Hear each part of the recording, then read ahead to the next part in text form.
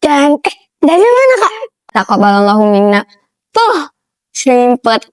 Ada enak.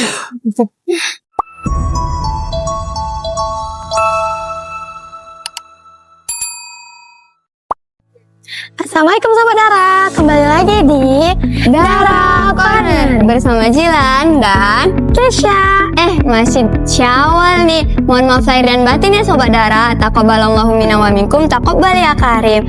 Nah Sobat Dara, biasanya nih kita ngerasa miskin, kita berpikir miskin tuh kalau nggak punya uang dan tentang ekonomi aja. Padahal yang lebih miskin itu orang yang nggak punya kendali atas hidupnya sendiri. Menurut data dari BPS Sumut, tahun 2025 kemiskinan Sumut tuh angkanya mencapai 1,13 juta jiwa. Tapi nih sobat, kemiskinan itu bukan cuma soal tentang tidak punya uang. Kemiskinan hari ini tuh lebih sunyi, tersembunyi, dan sangat berbahaya. Hadir dalam bentuk remaja yang kehilangan arah hidup, tersapu secara mental dan tidak dapat mengendalikan dirinya sendiri di tengah dunia digital. Rata-rata screen time remaja hari ini mencapai 7,5 jam per hari. Remaja hari ini punya gadget mahal, akses ke dunia digital, baik itu untuk hal yang benar atau salah, juga tanpa batas nih sobat. Dunia ada di genggaman anak remaja. Tapi pertanyaan besarnya, apakah dengan unlimited akses itu kita jadi tahu kita mau jadi apa?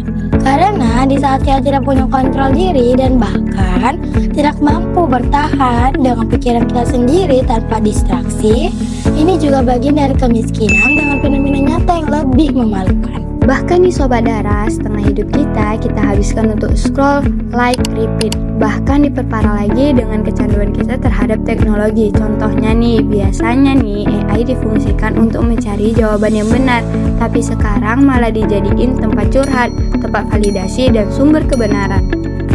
Sebenarnya bukan gak boleh pakai AI ya, tapi lebih ke perannya kok sekarang jadi bukan teknologi sebagai alat, tapi kayak sebuah pelarian. Dan ketika seseorang lebih nyaman didengar oleh mesin daripada manusia, itu bukan tanda kemajuan, itu tanda kehancuran.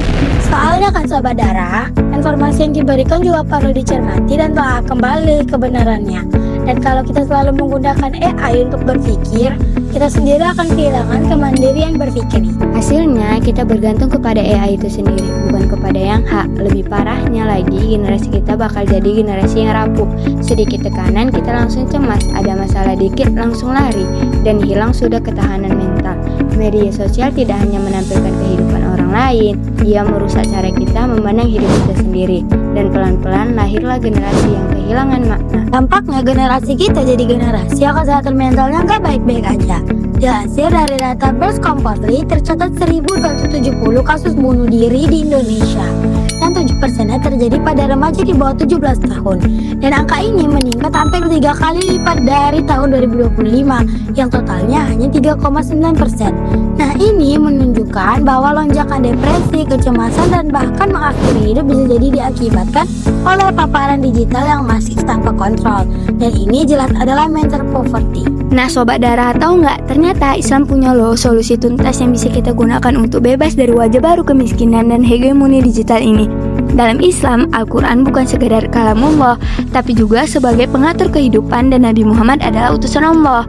Maka seluruh masalah kehidupan harus diselesaikan sesuai dengan Al-Quran dan hadis. Dan sebagai umat Islam, kita harusnya menggunakan teknologi untuk meraih ridha Allah dan mengurusi urusan umat. Jadi kita nggak akan mungkin menghabiskan waktu untuk scroll konten receh yang buat brandhood.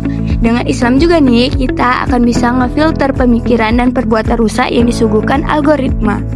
Allah berfirman dalam Quran surah Ali Imran ayat 104, dan hendaklah ada di antara kamu segolongan umat yang menyeru kepada kebajikan, menyeru kepada yang makruh, dan mencegah dari yang mungkar. Merekalah orang-orang yang beruntung.